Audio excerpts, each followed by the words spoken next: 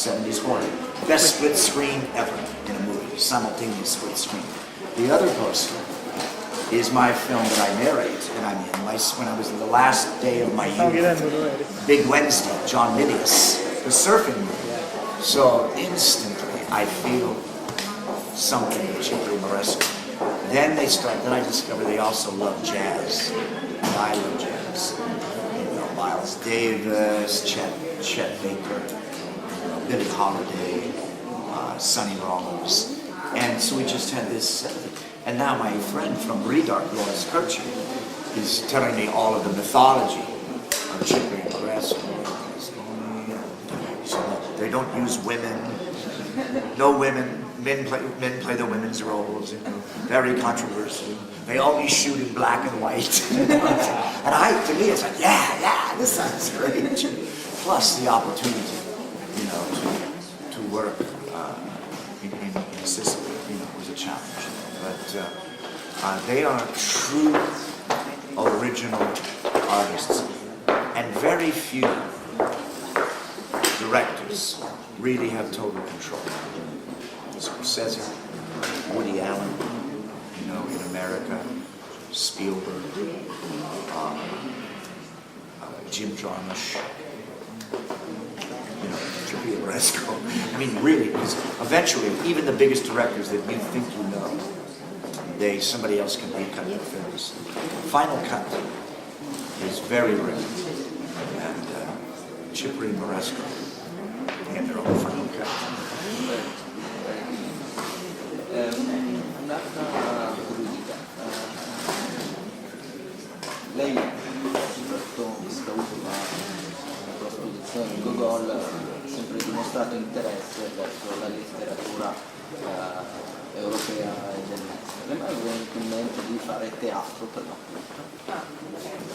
You've always shown a great knowledge of European literature, and have you ever thought of doing any theatre? Well, I began in the theatre.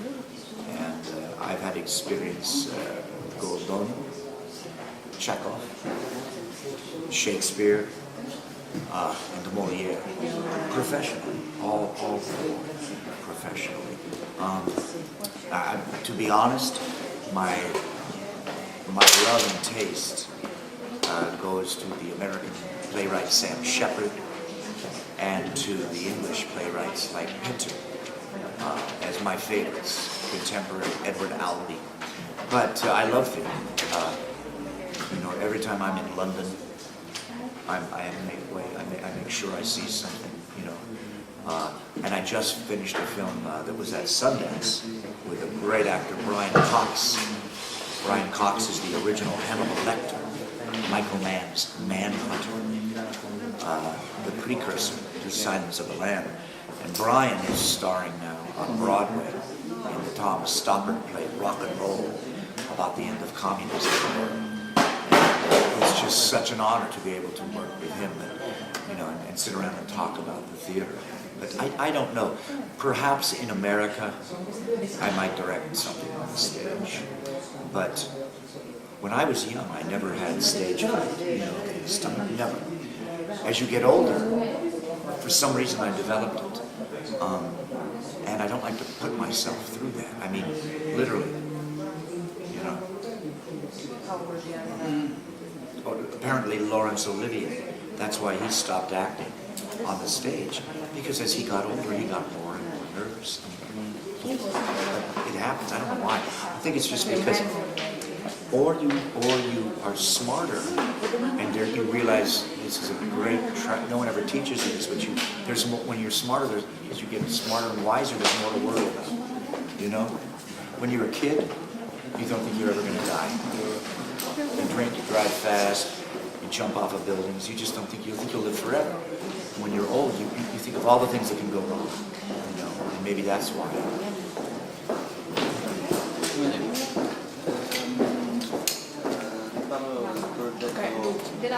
L'ultimo, perché siamo... Allora, la sceneggiatura di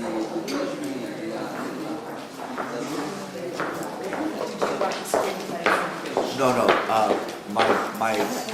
One of the partners at Redark, Lois Kircher, was inspired by his wife, Belarus. Her name is Olga, beautiful Russian actress.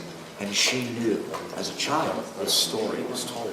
It was a short story, it's not a novel. And so Loris and two writers, one Italian, one American, worked out a rough translation from the Ukrainian to the Italian to English. But it was like a telephone book. It had all the plots and characters. But we saw this, we were inspired by several characters in it and several elements. In the original, the priest is named Roma, and he's a theology student. And there's a lot of arguing about philosophy. But one of his friends is a student of exorcism. So I took that and made that, we call it conversation in our script, made that his field of study, as if in the seminary he was studying that. And then we said, what if they used it, what if they made him do it too young? And it made him, that's why he's lost his faith in God, because as a child he was used by the priests to perform exorcisms because he was pure of heart and he's seen too much evil. So he leaves the church. And then the witch of Gogol, Barbaroga, and now she possesses the daughter Lena. That's from the original Gogol. But Gogol is full of this Russian humor, this kind of, and like Bishetta Singer, or like, you know, that's not, there's no room for that in my movie. But I've left a little room for the images, the surrealistic images in the movie. But I picked the dark ones, or the strange ones, or the Freudian ones, and tried to bring those to it. And some of the characters. The character Christopher Lee will be playing is also from the novella. Thank you very much. Okay, wonderful. Thank you.